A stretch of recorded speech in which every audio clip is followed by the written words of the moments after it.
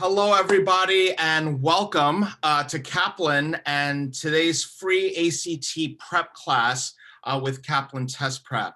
My name is Arthur Ahn. It's my pleasure to be with you on this Saturday, April 18th, 2020. It is 2 p.m. on the East Coast, 11 a.m. on the West Coast, wherever you are in the very vast space of the internet. We want to welcome you and thank you for joining us again for this approximately 90-minute session. So for the next hour and a half or so, we'll talk through some things, some very important things regarding how to prepare yourself for the ACT exam. Again, my name is Arthur, and I've been a Kaplan instructor since 2004. So I am now approaching my 16th year at Kaplan, which I also recognize is longer than maybe some of our students who are logging on right now have been alive. So hopefully it just gives you a little sense of how long I've been at Kaplan, helping literally thousands of students get to the colleges that they are looking to apply to based on a strong standardized test score. Again, my name's Arthur, but I'm not alone, as you'll see in the chat. I believe on the right side of your screen, I do have a small army, frankly, a small army of Kaplan instructors, some of the very best folks that we've got working here at Kaplan, helping tons of students with their ACT prep. So just to very briefly introduce them to you. Jane, Laura, Sasha, and Chris and Farah are all here in the chat. I've had the pleasure of working with all of these wonderful instructors. They are fantastic teachers and even an even greater human being. So please do know that you are in very good hands. Now, as one of the things with this special event is that you'll notice the chat on the right side is a moderated chat. We have lots of you here today. I mentioned I have a small army of instructors helping out today, but just spoiler alert, there are way more of you than there are of us. So just to keep the chat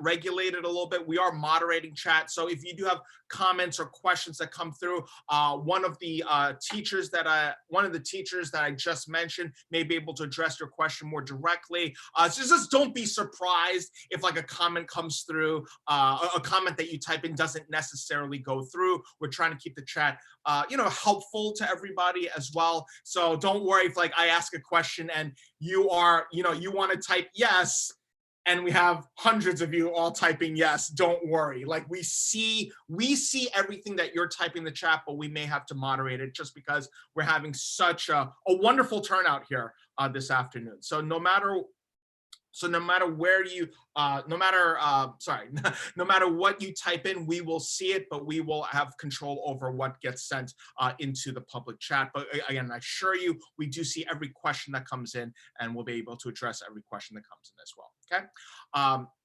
I know this event is live, but again, we will be hosting this event, I believe, on one of our streaming platforms later on as well, in case you missed a part where you want to just rewatch this lesson today as well. So, with that in mind, again, thank you for joining us. Amidst these really interesting times, to say the least, right now, with what is going on with the global pandemic, and I know there are a lot of questions that people are having regarding test dates and things like that. So, want to focus our energy on just how to help you prepare for the ACT, and then how to prepare yourself for the ACT. And towards the end, we'll go through some very specific things for you as a future ACT test taker want to keep in mind to prepare yourself for whenever you're going to take the test. As of now, the June ACT is still scheduled to take place, although I do highly recommend you check out the ACT website, act.org, if you do have any questions or just to continue to keep a pulse on what is going on there as well, okay? So with that, I just want to move on into our agenda for today. So first, I'm going to just go through a very brief overview of the ACT. If you've taken an official ACT before, some of this will, a lot of this won't be new, but it will be helpful to remember like the flow of the exam, how the questions work and things like that. So we'll talk through a little bit of that. Then after that, we're going to go through our kind of the sample part of today's event, which is teaching you all some strategies and ways to help you tackle specifically the ACT reading test. Okay, that's what we're going to focus on here in this event. We're going to look at sample questions, a sample passage, and how you would address this passage and the questions as a Kaplan ACT student.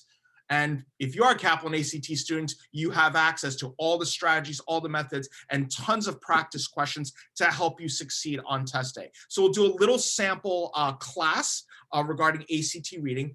Thirdly, then we'll look at what I mentioned before about just some things for you to take away from today about what your next steps are to help you be successful on the ACT exams. And then lastly, talking about how to choose your path to help you to succeed on the ACT. So we've got a packed agenda. So let's move right into the first part of today, dealing with the ACT test structure. So these numbers, and by the way, if you have a notebook and a pen or pencil nearby, I highly encourage you to jot down some notes. Again, I did mention that this will this seminar will be available on one of our streaming platforms, likely on YouTube, after today is done. But I do recommend, if you want to sort of just jot down some of the notes here that we have on the screen. So the ACT being a standardized exam means that the format of the test will always be the same. The first section of the first ACT test, the way ACT describes them is that there are these like 4 separate tests, right? I mean, in the real world, we think of them as sections of the ACT, but the 4 different tests on the ACT. First, the English test, 75 questions, 45 minutes. Yikes, that already seems like it's not a ton of time, right? And even if you look at the remaining ACT tests, after the English test, you have the math test, 60 questions, 60 minutes. Pop quiz, everybody. How much time is that per question?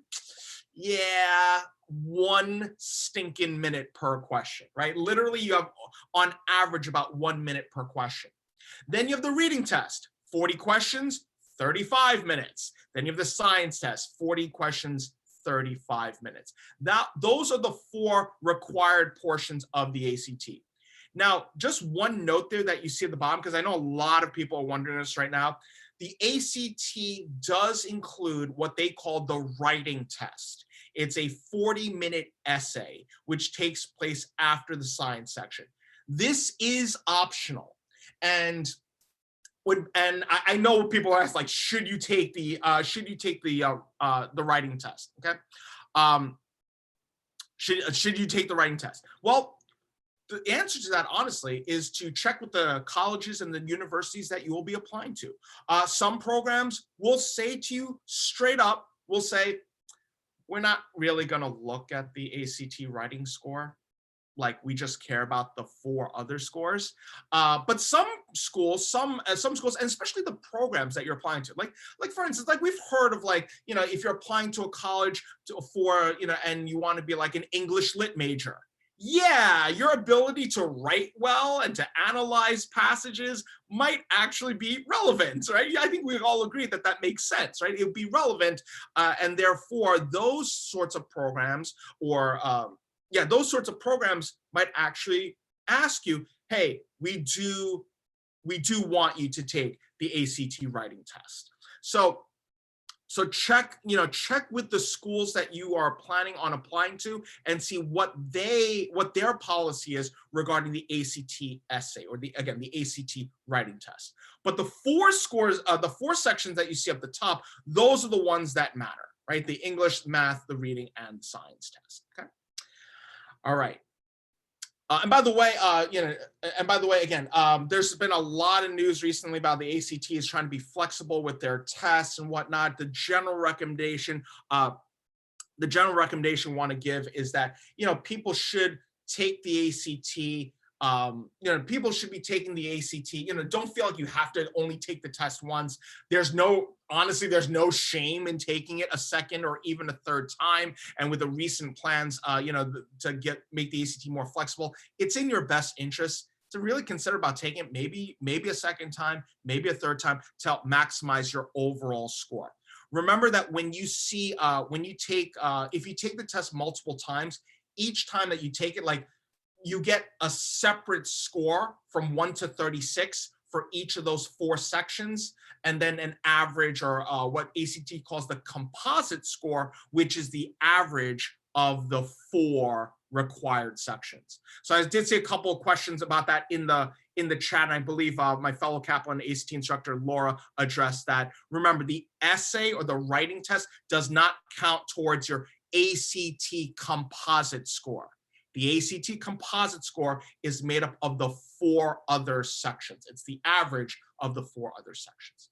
Keep those questions coming, folks. Love the energy I'm already sensing from people in the room. But now let's shift gears a little bit and talk about strategies. How to help you succeed most on the ACT in a way that's efficient and effective for y'all. So after this short lesson, you'll feel more confident in 2 specific ways.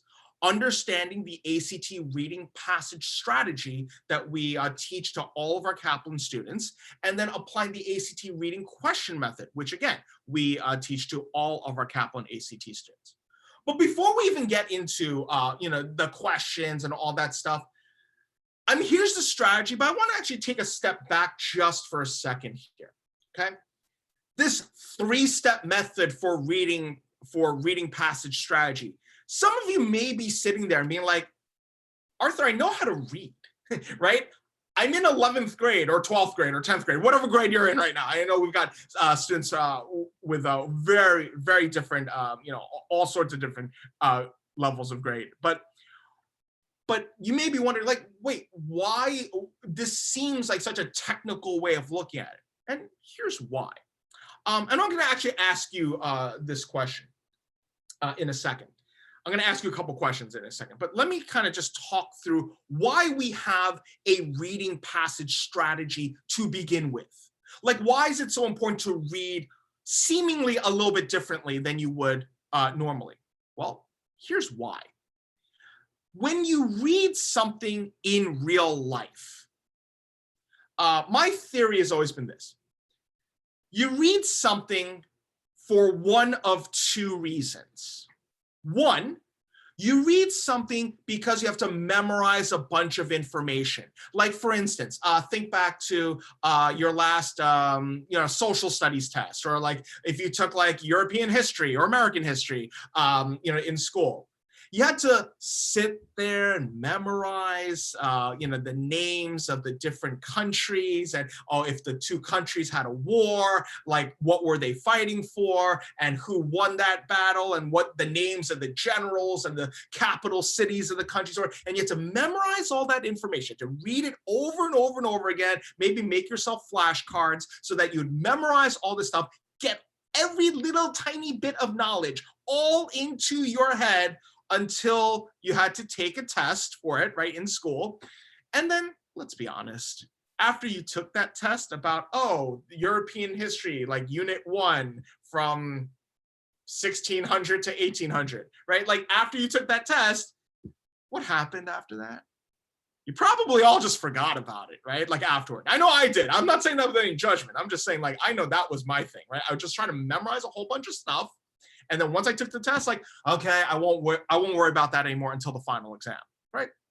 That's one reason why we read stuff. For school, for work, right? Like to memorize like a procedure, what to do at work. We read stuff to memorize. The other reason we might read something is if it's fun, if it's interesting. For instance, I can't wait. One of the reasons I can't wait for this pandemic to be over is because I love baseball. I cannot wait for baseball season to officially start. Now, again, I want people to be safe and healthy and all that, of course, but I am looking forward to the day when my beloved baseball team, and I'm actually born and raised in New York. My favorite team is actually the New York Mets. I can't wait for the day I can go back and watch a baseball game, watch a New York Mets game. So, if I'm reading an article, right? If I'm reading an article about the New York Mets. If I'm reading an article about baseball in general, and I see some people saying, go Reds, go, go Omaha, you know, like whatever it might be, right? Your favorite sports team, an article about your favorite actor, favorite singer, whatever it might be. That information tends to just stick with you, right? Like it's not really, you don't take a lot of effort. Like I can't tell you how many random baseball facts I know because I just love the game of baseball. Or if you're a big fan of, oh gosh, who's like the most prominent music, Lizzo, right? Like let's say you're a big fan of Lizzo and you've like studied all her songs and you're like, I know what her lyrics mean, and man, like Lizzo just speaks to me. If you're reading an article about Lizzo or about baseball or about whatever it might be, again, that information just kind of sticks with you, right? You don't need to make a lot of effort to memorize. So we read things for one of two reasons. Either we read for fun or we read because we have to memorize information. Here's the question I want to ask you all. Are the ACT reading passages going to be fun? And the answer to that, as I'm sure a lot of you are saying right now, heck no, this is not going to be fun. Arthur, I read a practice ACT reading passage and I couldn't get through like half of it because it bored me out of my mind, right? You're probably thinking that right now, okay? So ACT reading passages are not going to be fun. But especially to those of you who have taken an ACT before or you've practiced an ACT before, do you have to memorize anything when you're reading those passages?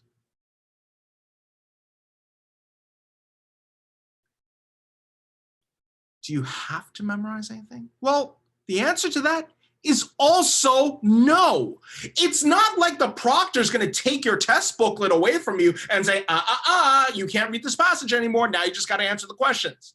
Because then you'd be like, no, give me my book back. Who are you, you terrible proctor? Right? Like you can keep your test booklet open to the passage that you've just read while you're trying to answer questions. So you don't read for fun and you don't read for memorization.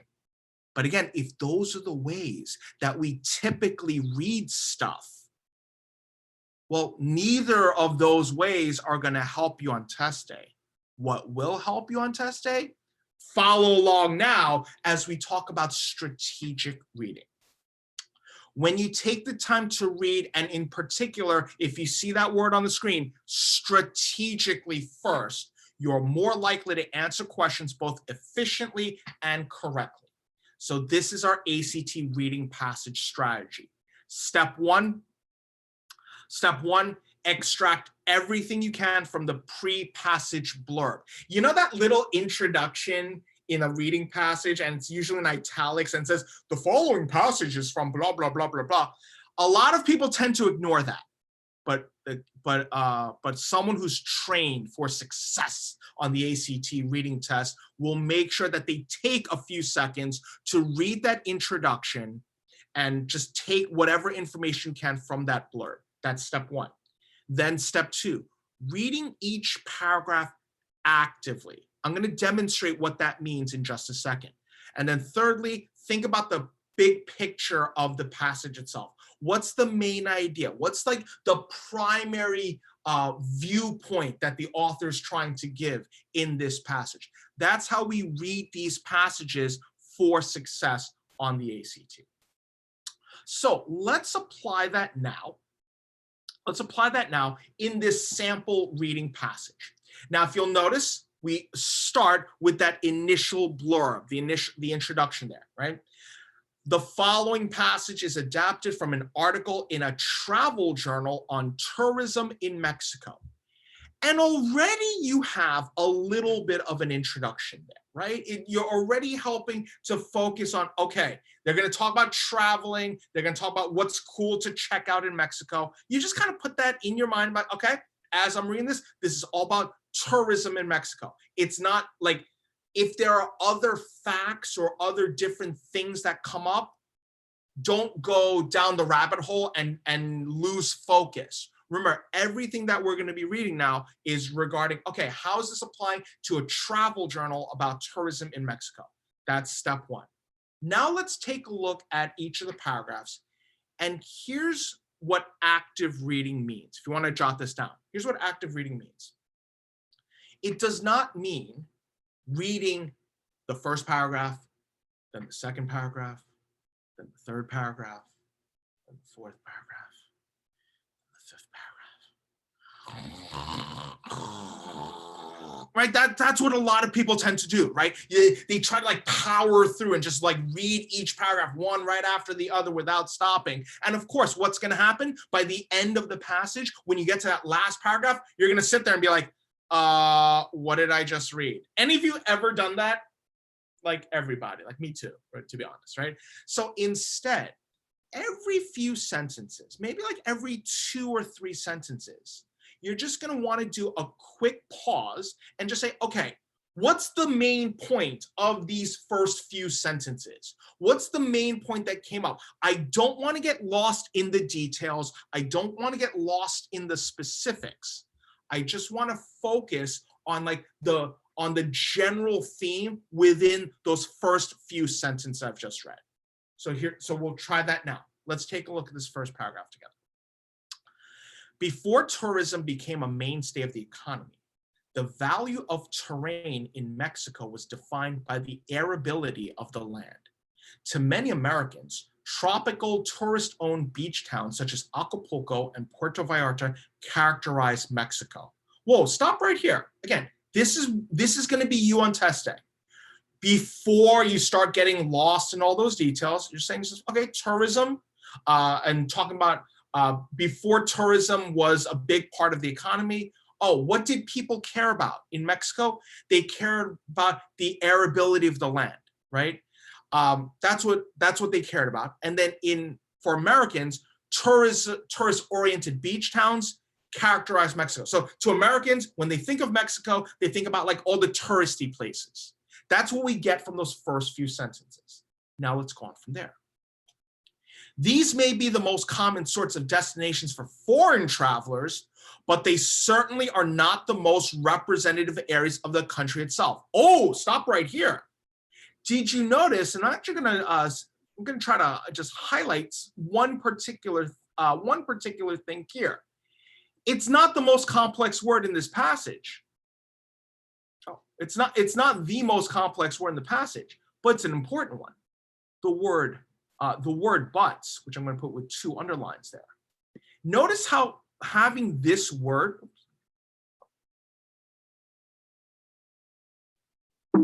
just trying to get rid of that, sorry, 1 second.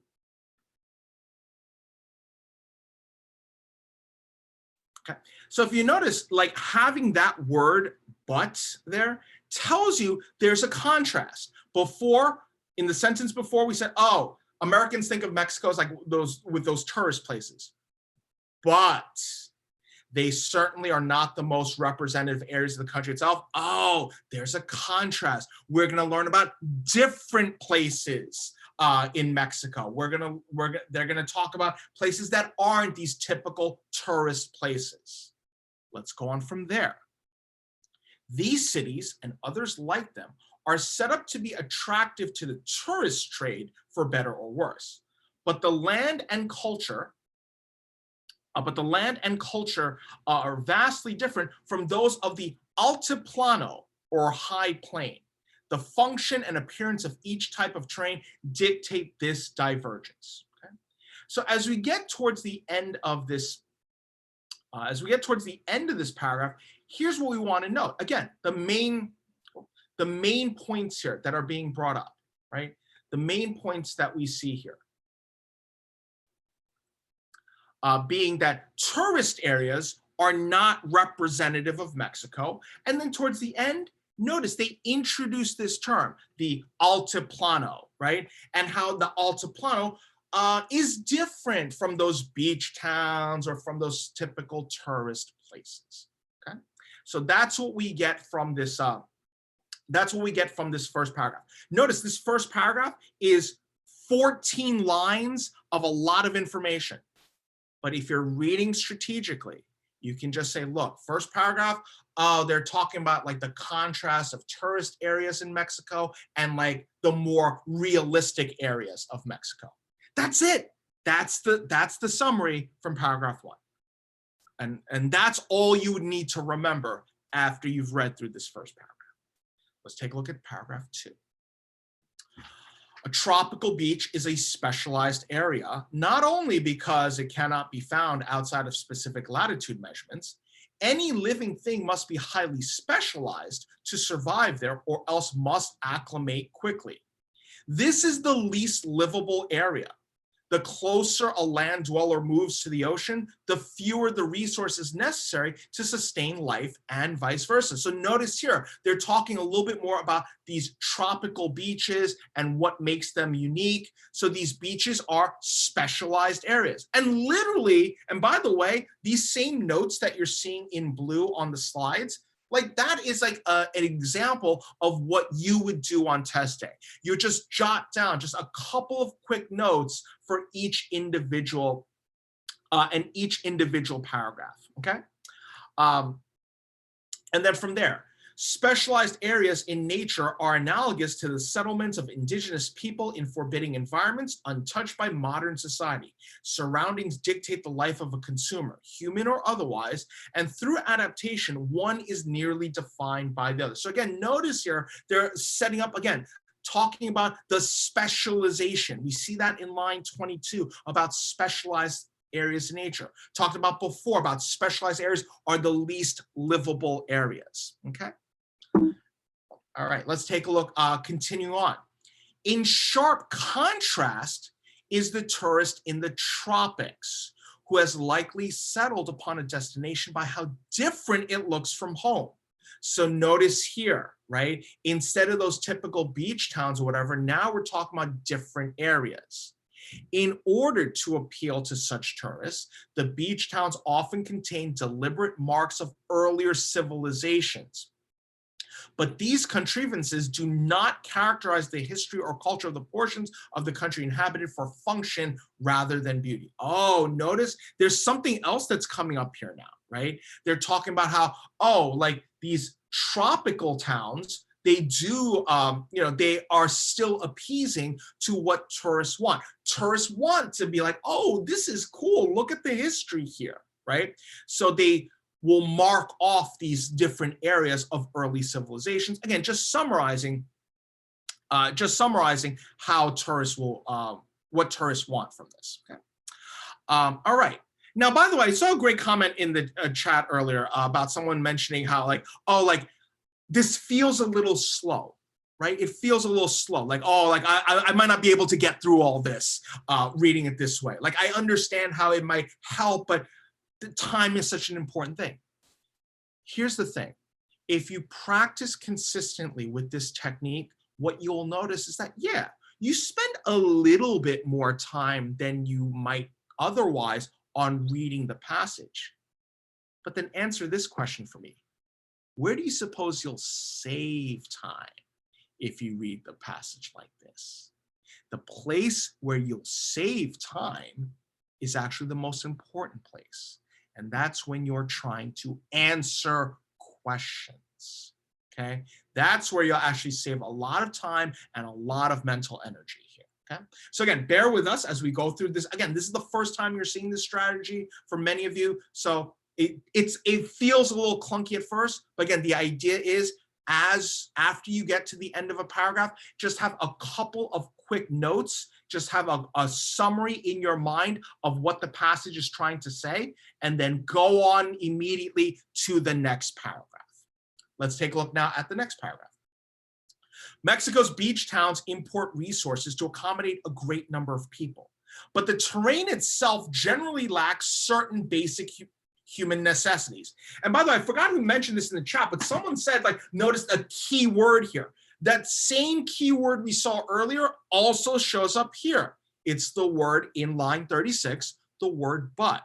So again, notice the contrast here. The first part, Mexico's beach towns import resources, but the terrain itself generally lacks. So they got to bring in stuff from outside in order to make these places livable. Let's go on from there.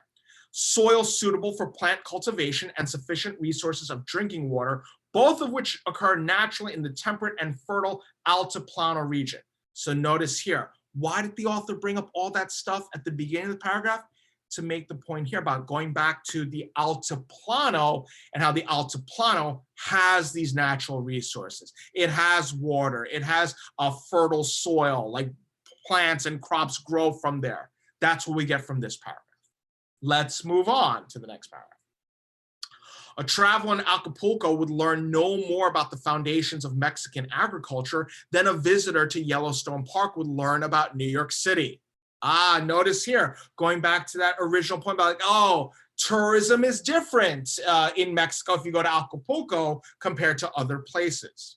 While the tourist often delights in the year-round heat and humidity of the coast, the Mayan people, the first known to flourish in coastal Mexico, are considered to have been brilliant in their eschewing of the natural hazards and barrenness of tropical beaches rather than reveling in this environment.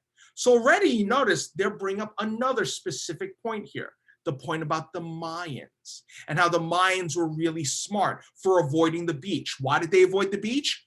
Because they knew if the Mayans stayed on the beaches, they wouldn't survive. They wouldn't be able to, they wouldn't be a thriving civilization, right? They had to go away from the beach in order to get their sources of water and food and all that stuff. Let's continue on here. The Mayans relied on the discovery and utilization of cenotes, natural springs that provided fresh water. Without a cenote nearby, the Mayans would not settle in a locale, no matter how picturesque. Is there any other point we have to add here than to say, yeah, the Mayans avoided the beaches. That's how they grew. That's how they lived. No, that's the point of this. You summarize quickly and then you move on to the next paragraph. Hopefully now you're seeing we're picking up the pace here once you're used to this technique of just breaking down these paragraphs into like one or two main points. Let's go on to the next paragraph. The tropical coast is uniformly regulated by the ocean, but the Altiplano is a tapestry of microclimates that vary from 1 mile to the next. So notice here already they're talking about the Altiplano being different from the tropical coast. Now we're going to see how it's so different. The coast extends laterally, breaking only for the mouth of a river or the edge of a mountain range where cliffs are slowly eroding into future beaches.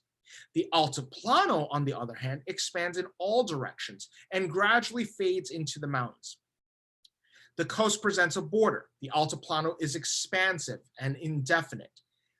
So notice here, again, a lot of different things that are being given here, but do we need to sit there and try to memorize all this stuff? No, it's just saying, oh, the Altiplano is different. It expands everywhere, right? The Altiplano is a larger region than the tropical coast. So already from there, right? The next part, the difference is akin to that between a gymnasium and an open market. A gymnasium is set up to provide a basic range of functions, and because of this, a person familiar with one gymnasium will find similar equipment and be able to obtain a similar experience at another. So already you can even just jot down right here, oh, this analogy between a gym and a market, right? So a gym is like basically like the same everywhere. The gymnasium is equipped to sustain its patrons for a short period of time. It presents a widely understood and repeatable experience to visitors. Any great variance would do customers a disservice. So again, notice how they're talking about these gyms being like those other cities, like, oh, it's really familiar, you know exactly what you're going to get. The market, conversely, represents the surroundings through products and vendors. When there are avocados at a market, there are avocados in fields nearby.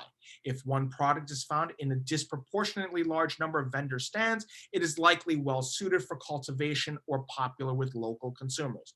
The local residents set the tone for both what is available and what is popular. So again, just continuing on with this analogy. All those tourist cities, they're like gyms. You know what to expect. The Altiplano can be really different. So just continuing on with that analogy. That's all we need to jot down. I don't want you to sit there on test day and think like, okay, the gym is like this. Oh yeah, they're talking about the gym being uniform and that if you go to one gym or another gym, it's going to be the same no matter what, no matter where it is. Oh, you'll have the same equipment. No, don't do that to yourself. On test day, you're saying, oh, they're saying the gym is the same, the markets are different. Tourist cities are the same, the Altiplano is different. That's what this analogy is saying. Once you've got that, keep going and move on. And now we're going to move on to the next paragraph. A different market keeps only the conventions of the seller and buyer. The local residents and agriculture terrain dictate price, product, and appearance. The traveler's preferences are not addressed. An unseasoned cut of meat may not be available, and its replacement may include an array of flavors completely new to a foreign palate. A desired apple could be a rare and exotic indulgence and may give way to the ubiquitous guava. Again, lots of different stuff here, lots of information here. Again, they're just continuing on in this analogy that the Altiplano is going to be really different at different times of the year, which we saw earlier. So from there, the big picture summary about the Altiplano and how it's different from these tourist cities. Last paragraph, real quick. The best way to experience foreign lands, therefore, is a less conventional way, through areas defined by local culture rather than by tourists, avoiding both the prepared environments and the artificial familiarity that defines them. So again, we already saw a big picture summary talking about how the Altiplano is really different in Mexico compared to those tourist cities. Now, the main idea, if you notice, towards the very end, or another way of saying the author's purpose. Well, if you notice at the very end of that the first sentence of the last paragraph, the best way to experience foreign lands, therefore, is a less conventional way. Up to this point, it was all just information, right? Now, notice how we have the author's viewpoint, the author's purpose. What's the author's purpose? The author's purpose in writing this is to show how, yeah, this is like the best way to visit a country, right? Don't go to the places where tourists go to. Don't go to those beach resorts because they're all going to be the same anyway. Go to these cooler places. Go to these like less known places where things are defined by the local culture rather than by like the things that you would expect from tourists. That's the author's purpose. So always be on the lookout, especially in either the first paragraph or the last paragraph about like, does the author have an opinion?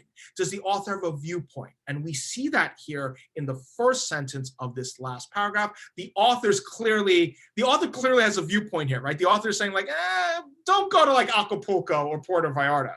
Go to these cooler places in Mexico.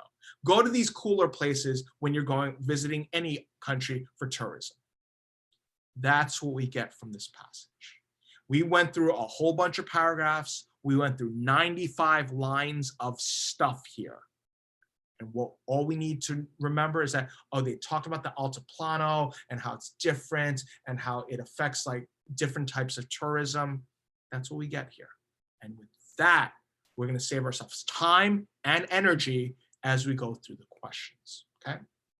So here's the 4-step method for when you get to those questions. And by the way, I think I saw this question come up earlier.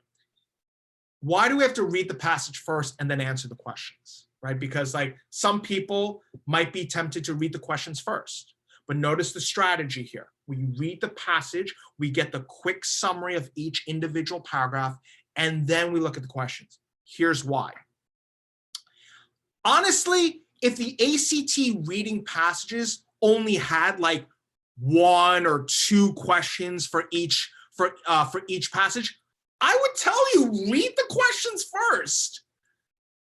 But how many questions are there in a typical ACT reading passage? Tell me in the chat, actually, if you happen to know, or if you've gone through practice questions before, if you've gone through practice reading sections. But yeah, roughly like around 10, 11, like something like that, right? Like it's more than 1, it's more than 2. It's a whole bunch of questions. And in fact, a lot of times these questions kind of come up in a random order. Like the first question will be like, what did the 3rd paragraph mean? And then the second question will be, what did paragraph 7 mean? And then the third question will be like, what's the main idea? Like, so it's just too much on your brain to try to read the individual questions and then remember, to try to read the individual questions, go back into passage for those individual questions, and then you're probably going to get a question that says, what's the main idea of the passage, which means you have to read the whole thing anyway. So that's why we always say, read the passage first, then answer the questions. Do not fall for that temptation to read the questions first. If there's one thing that you take away from this seminar right now, it is, in terms of like the ACT reading test, the one thing if there's only one thing you take away, it's that you read the passage first, then the questions. Hopefully you're taking away more than one thing. Let me be clear about that. But that is one of the most important things you need to remember for success on the ACT reading test. So our 4-step method, first, we're going to look at just the question stem, okay? Not the choices, just the question stem. The question stem is the part that just says, in line so-and-so, the author said what, right? Just the question stem. Then step 2, go back into the passage, and not even necessarily the passage, but a lot of times just your notes. Your notes are often more than enough to answer the question. Then thirdly, predict the answer. Put the answer in your own words, okay, without looking at the choices. Because the problem is, like, when people look at the choices, they end up playing the game. You know what the game is, right? You read choice A and you're like, choice A is pretty good. You read choice B, choice B is pretty good too. You read choice C, oh, I don't like choice C. You read choice D, choice D is pretty good too. So let me read A, B, and D again. All right, choice A, oh, I get it. Choice A is not the right answer. Choice B is pretty good too. Let me look back at the passage. No, I think choice B is the right answer. All right, let me look at choice D. Oh man, I think choice D could be good too. All right, let me read it one more time. No, actually, choice B is the right answer. I'm going to put down choice B. What's the problem with doing that? What's the problem with doing it that way? You all know the answer. The problem with doing it that way is that it takes time. So instead, it takes time, it takes mental energy. You're second guessing yourself constantly.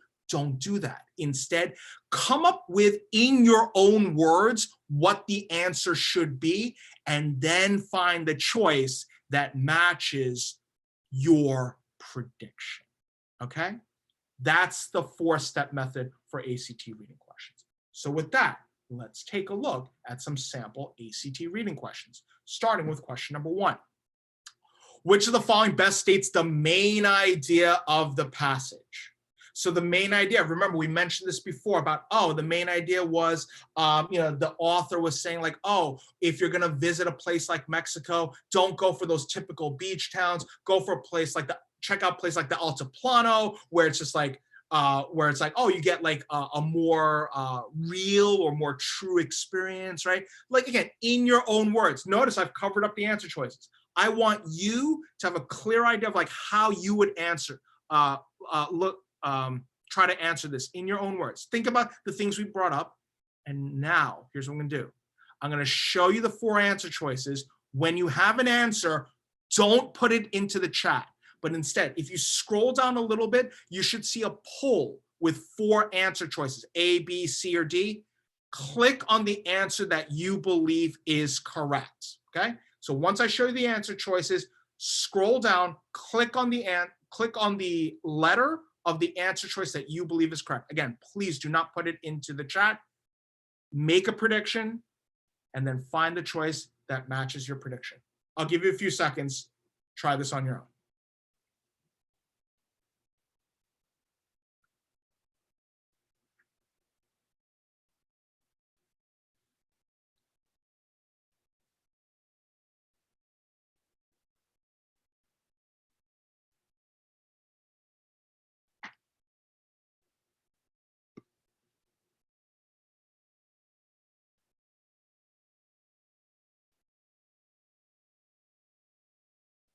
And go ahead and put your answers into chat. While you're doing that, just answer a couple of quick questions. So Nandana, you asked a great question. Would you suggest writing our answer in our own words, like that prediction? You don't have to write the prediction because that might take a little bit of time. But if it helps, honestly, you could just like kind of like, all right, I know, like something to do with tourism. Like you could do like one or two words. I wouldn't say you have to write out a full prediction. The prediction is more just to have in your mind a clear idea of what the correct answer should look like. All right, all right, which of the following best states the main idea of the passage? And the correct answer, as the majority of you did put down, is answer choice D. Although tropical beaches are popular tourist destinations, the Altiplano provides a truer experience of Mexican culture, and D is your correct answer for this one. Nice work here, folks. Now, I did see a few people initially put down answer choice A, right? More people ought to visit the Altiplano regions of Mexico. Yeah, the author might believe that, but the question is saying which one best states the main idea. The main idea is to show why the Altiplano is a better place for tourism, right? Because it shows it's more representative of Mexican culture. That's why choice D is the correct answer, because again, it's the main idea of the entire passage. Nice work here, folks. Let's take a look now at the second question. According to the passage, what makes a tropical beach a specialized area? Now, I know you don't have the passage in front of you, but if this were you on test day, you'd go back into the passage and take note of where we mentioned tropical beaches. And you might actually remember, if it was a little bit later, a little bit earlier, you might actually remember that it was a little bit earlier, right? When they talk about a tropical beach is a specialized area. So again, this was found in the second paragraph. So again, here's what I want you to do. Quickly review over that reference about a tropical beach being a specialized area. Make a prediction. What makes a tropical beach a specialized area? It's somewhere in that paragraph. And then take a look at the choices. And again, click on the answer that you believe is correct. Put your answer into the poll. The poll is directly below the video feed. Give you a few seconds to try that one on your own.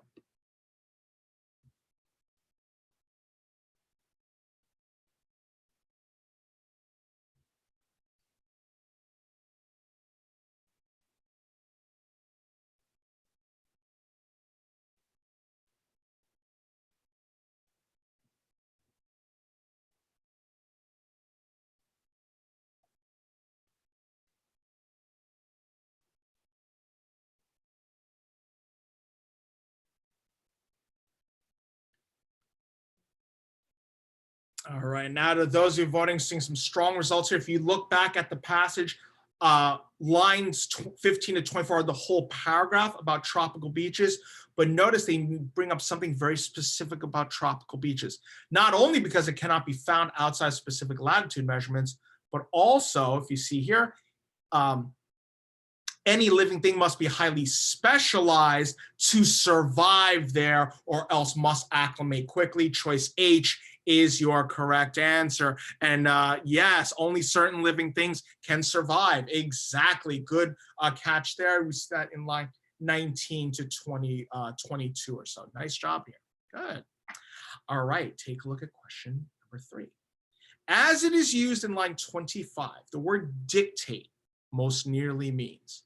This is like a special type of ACT reading question where it refers like a vocabulary type question, but it's not a vocabulary word that's like the most difficult word. I'm sure you've heard the word dictate before, but the challenge behind some of these questions is that they test you on a word in the passage, but the word itself might have multiple meanings. So you want to keep it in context. So again, look back at line 25.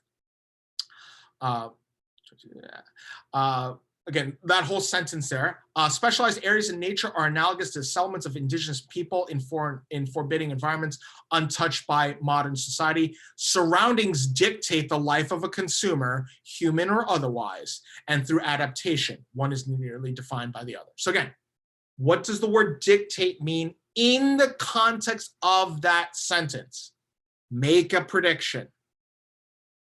Now take a look at the choices and go ahead, put your answer into the poll. Again, the poll is below the video feed for question number 3. I'll give you a few seconds to try this one on your own.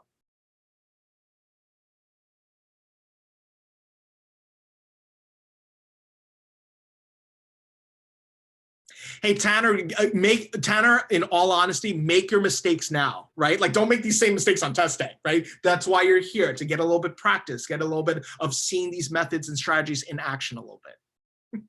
Don't be too hard on yourself. That's all I'm saying.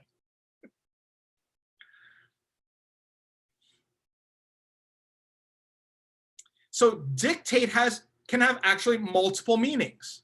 Often people think of the word dictate related to like a dictator, right? Like like a leader of a country that's like really mean and cruel to their people. Probably not the meaning of the word dictate in this passage, right? They're not talking about like some terrible leader in some terrible country, right? Not talking about that.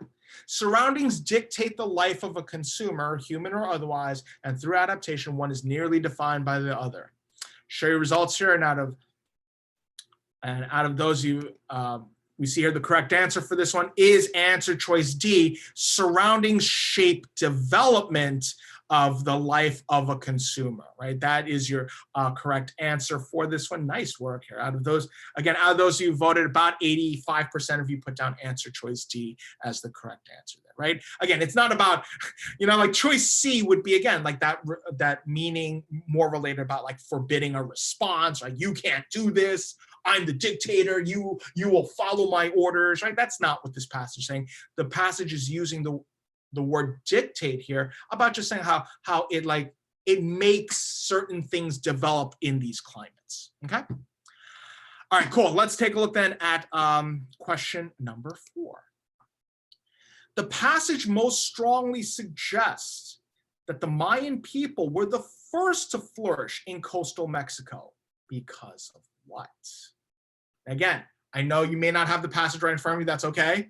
But if this were you on test day, you might actually remember we talked a little bit, even when we were summarizing some of these ideas about in the passage about the Mayan people. We saw a reference to that actually a little bit earlier on, right? In lines 44 to 54, they talked about this, right? While the tourist often delights in the year-round heat and humidity of the coast, the Mayan people, the first known to flourish in coastal Mexico, are considered to have been brilliant in their eschewing of the natural hazards and barrenness of tropical beaches rather than reveling in this environment. So again, you already have a reference here. Think in terms of like, okay, in my own words, what did this passage suggest? How the Mayans were the first to flourish in coastal Mexico. Once you have that idea in your head, take a look at the choices. Give you a few seconds to try this one on your own. The poll is open for question number 4.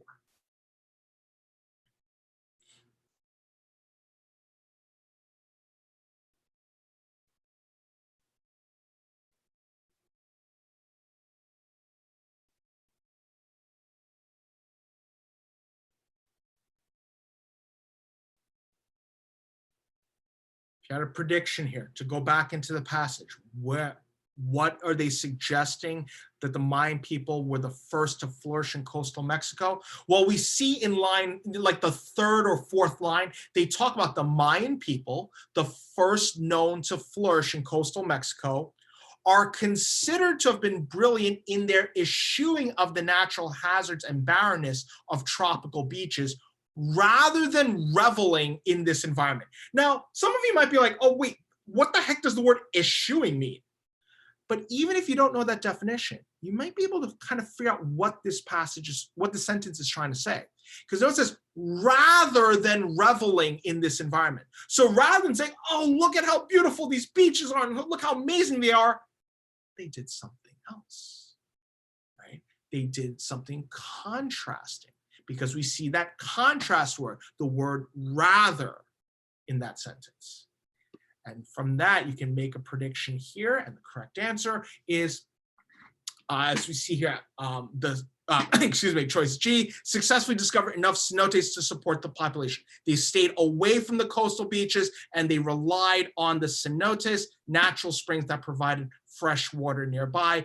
Without a cenote nearby, the Mayans would not settle in a locale. So then we see those references there about they stayed away from the beaches. They were able to find these sources of water, of fresh water. That's how they're able to thrive.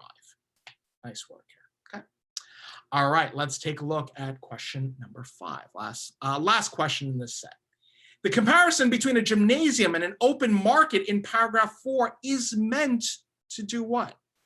So in this question here, you'll notice the words at the end, the phrase at the end says is meant to, which means it's not saying what is the comparison. It's saying why did the author make this comparison? Why did the author make this reference about a gymnasium and an open market in paragraph 4? So let's go back to paragraph 4. The gymnasium is equipped to sustain its patrons for a short period of time. It presents a widely understood and repeatable experience to visitors, and so on and so forth. The market, conversely, represents the surroundings through products and vendors. Where there are avocados at a market, there are avocados in fields nearby. So again, not what is the comparison, but why did the author make the comparison? The comparison is meant to do what? Give you a few seconds to try this one on your own. Here are your answers, here are your answer choices. When you have an answer, go ahead and vote in the poll for question number 5.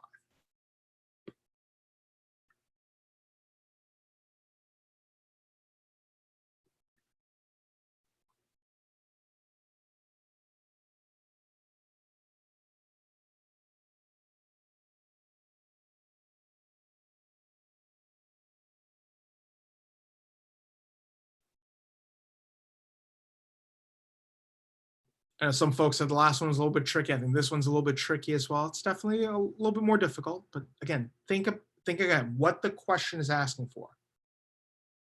Why is the author making this comparison?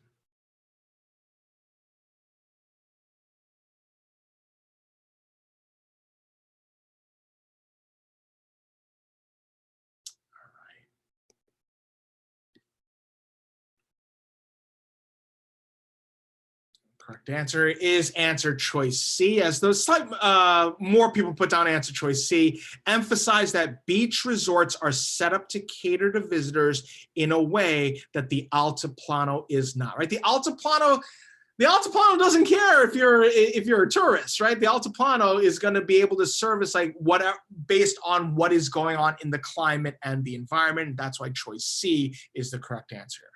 Really quickly, because I did see a lot of people put down choice B. Let's take a quick look at choice B here. Choice B says, the comparison is meant to show that inland areas are better equipped than beach towns to accommodate the needs of visitors. Do you notice here how choice B kind of twists the words a little bit, right?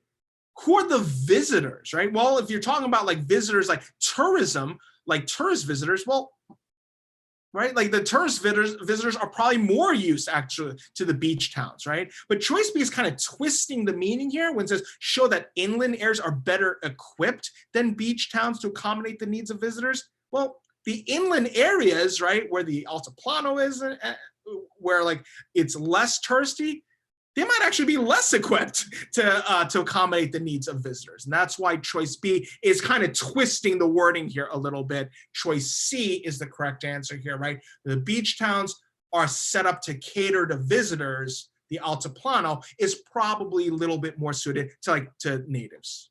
Okay.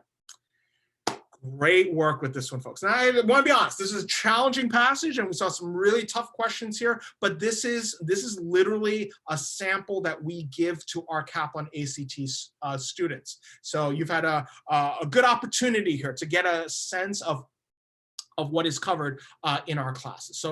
So now you should feel a little bit more confident in the ACT reading passage strategy and in the reading question method.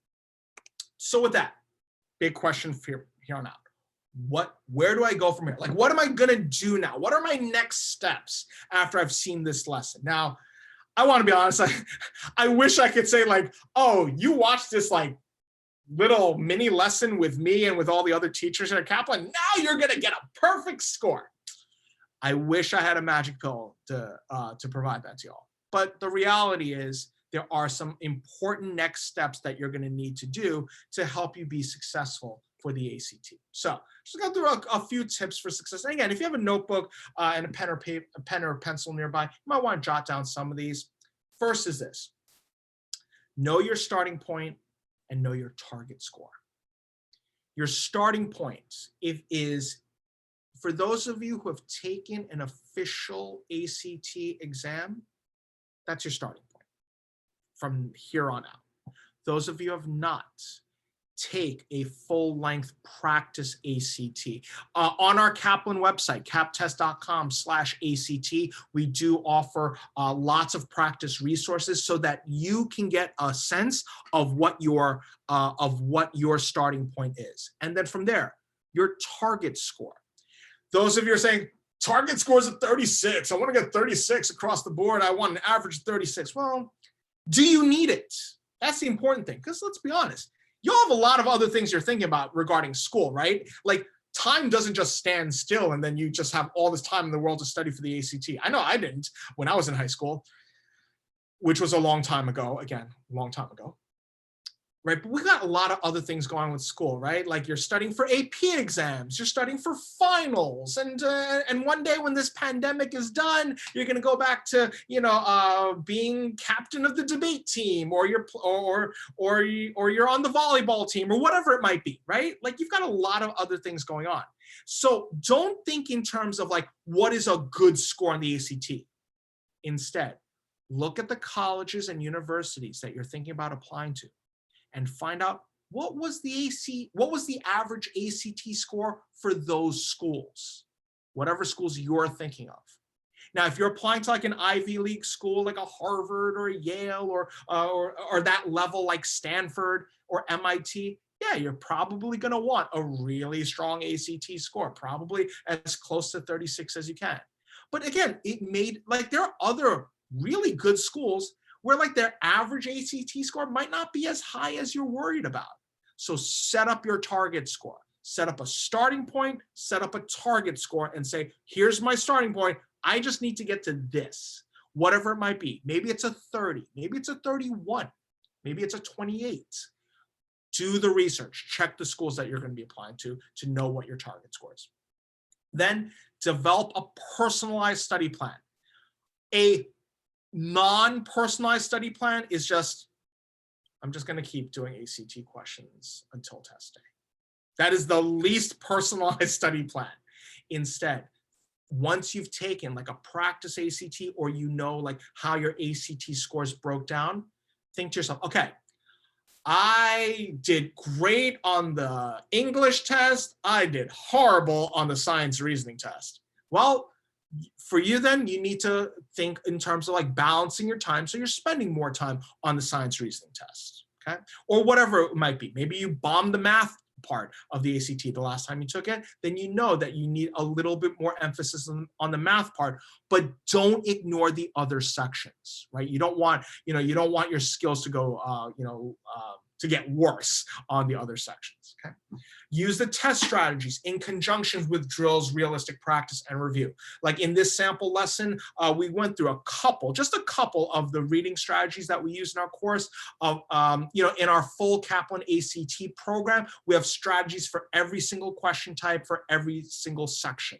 So you'll want to use those test strategies when you're practicing. So it's not enough just to have like a big book of practice questions. You have to know like how to tackle each type of question. We do generally recommend at least 2 full-length practice tests, okay? So it's not enough to just go through a few practice questions every day and then and then take the official ACT. You really need to spend at least 2, I would honestly say maybe 3 or 4, maybe even in some cases I've seen people take like 6 practice tests. You probably don't need to do like 25. You probably don't need to do 100, but like minimum 2, I would say honestly more like 4 to 6 is probably ideal of a full-length practice test. You sit down and you go through a test from beginning to end to know what the ACT is going to feel like on test day. Okay? And then sources of expertise. Hopefully I'm a source of expertise, but again, we have tons of resources on our Kaplan website as well to get you lots of extra information and extra practice as well. So that's the first thing under just general tips for success. Now, second thing, how do we stay motivated? again, especially in these really unique times, right? Well, no matter what challenges that you're facing regarding school, regarding end of junior year, heading into senior year, whatever it might be, remember your why. There are reasons why we take the ACT. So what's your why for the ACT? Well, there can be a few, right? The ACT, why am I taking the ACT? It's not enough to say, well, I'm taking the ACT because these colleges are making me. No, you're taking the ACT because doing well on the ACT will have my application stand out compared to everybody else. I'm taking the ACT because if I can break a 34, I might be able to get scholarship money for college. So think about what your why is. What's your personal why you're taking the ACT? What's your personal why for school? Like, well, I'm taking the ACT so that I can go to this school. Why do you want to go to that school? Oh, because they have this great like pre-law program and I can see myself being a lawyer one day. I want to fight against injustice in the world. And so again, what your personal why is. Or, oh, I really want to study communications and broadcasting. So one day I want to be the play-by-play person for my favorite sports team, whatever it might be. Think about your personal why for school. And also think about what's your why for 2020, right? For this year and even beyond, right? Like thinking in terms of like, for those of you who are sophomores as example, right? You're probably not thinking about college applications right now, but 2020 is an important year making that transition into junior year, which a lot of people will tell you junior year is the hardest year for in high school. Or if you're a junior right now, why is 2020 so important? I want to make sure I line up all my college applications well. I want to make sure I write great personal statements. I want to make sure I have recommendations from my teachers, and I want to have a great ACT score. So think about what your personal why is for 2020. Take some time, honestly, to just jot down like a personal mission statement for yourself. Why am I taking the ACT? Why am I thinking about applying to these schools? Why do I want to make 2020 a strong year for myself in terms of school? Okay. And then lastly, how can you use your why to create these goals, right? So I want to do great on the ACT specifically because the schools I'm applying to are going to look at my ACT math score. Great. I'm going to create a goal of getting a 36 on the ACT math. I don't have to score as high on those other sections, but on the math, that's my goal. Why is that my goal? Because the schools I'm applying to, or to get into college next year, are gonna require me getting those scores. Other things about staying motivated. Burnout is a real thing. Okay, so as much as you might think that I would tell you like, hey, you have to study for the ACT every single breathing moment you have. No, right? Make sure though that you're scheduling your time specifically, right? Like, so like, don't say like, oh, I haven't studied for the ACT for a few weeks now, so I'm going to cram in 5 hours of studying tonight. Don't do that to yourself. Every day or every other day, maybe 30 minutes, maybe 45 minutes, just get a little bit of extra practice in every day so that you're not burned out. It's not enough just to do question after question after question after question.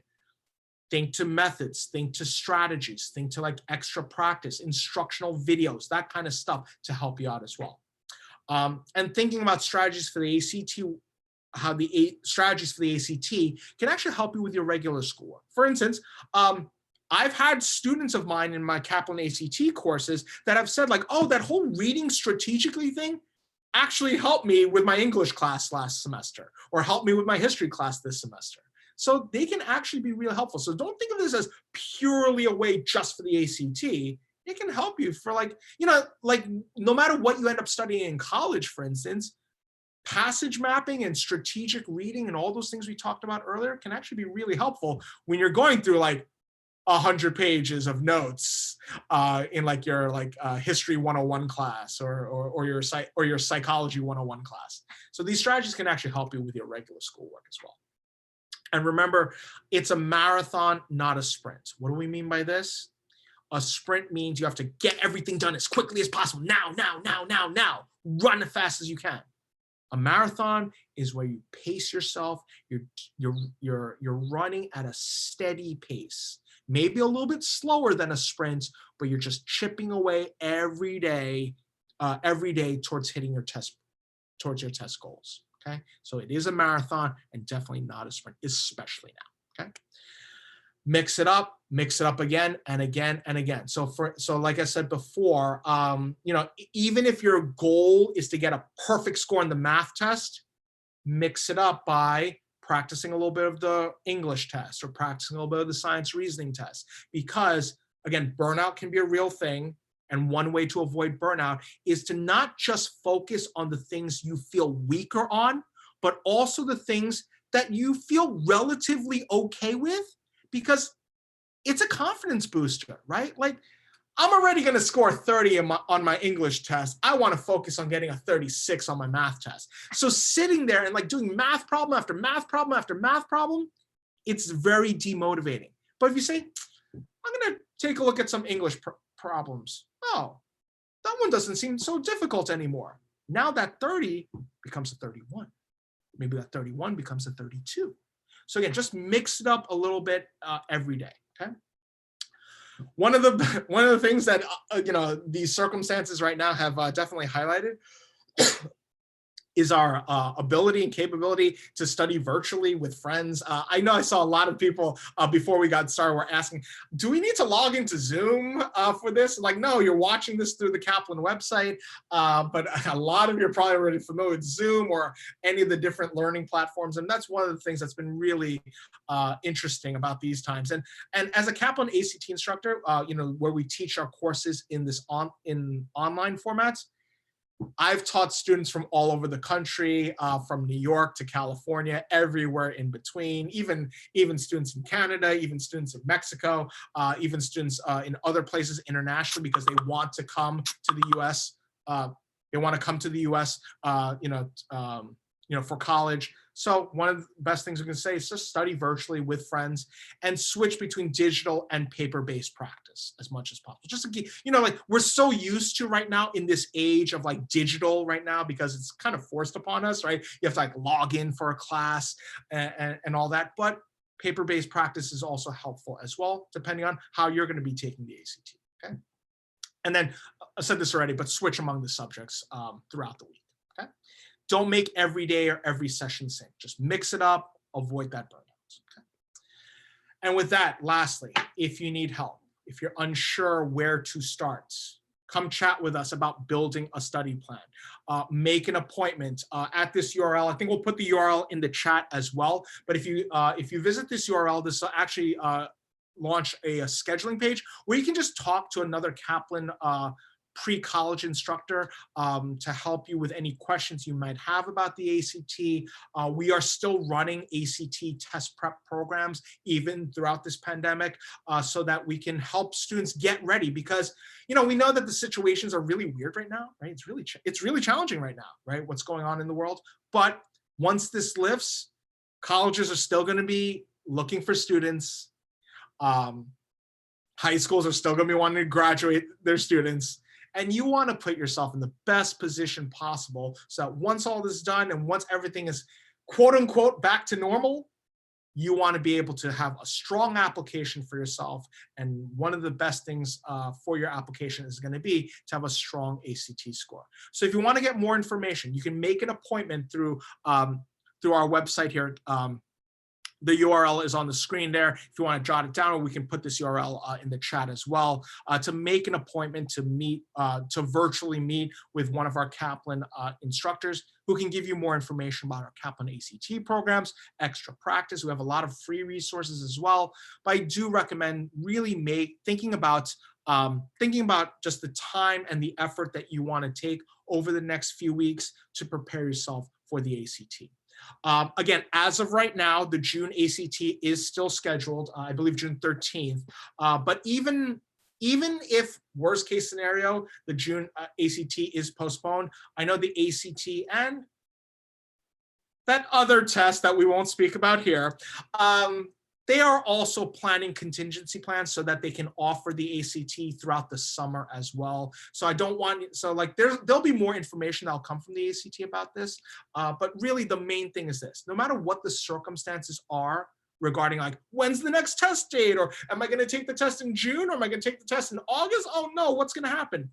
No matter what those circumstances are, the things that are fully in your control are to study for the ACT, keep practicing, keeping all of your skills sharp so that when it does come time to take the ACT, you're going to knock it out of the park. And we at Kaplan are here to help you with that. Okay? And with that, that wraps up this ACT seminar with Kaplan Test Prep. I want to thank you all for joining us. I hope this session has been really helpful to you all. I saw some cute comments in the chat. By the way, I've been watching the chat.